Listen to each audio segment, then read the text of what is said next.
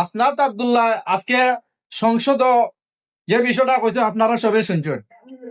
বাফরদুয়া cricket board আগে আসল কেতা মারদুয়া, আমরা সবাই জানতাম আগে মারদুয়া ক্রিকেট বোর্ড। কারণ বাংলাদেশের এমন একটা অবস্থা হয়, 1 রানও হারি যায়, 2 রানও হারি যায়, মা বাপে দোয়া করলে তারা দেবায় কোনো মধ্যে জিতে গেছেন। অনেকের হার্ট অ্যাটাকের সম্ভাবনা থাকে। তো আমি কিন্তু আসলে আসনাত আব্দুল্লাহর পক্ষে 100-100 পক্ষে।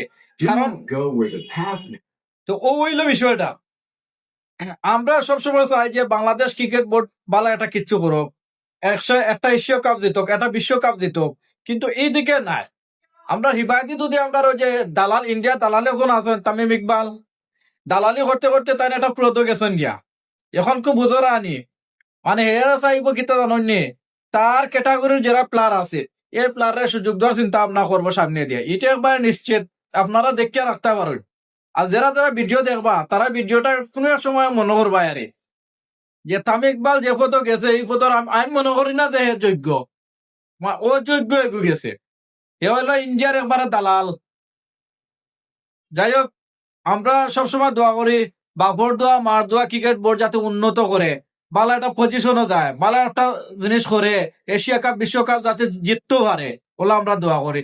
ধন্যবাদ সবাই।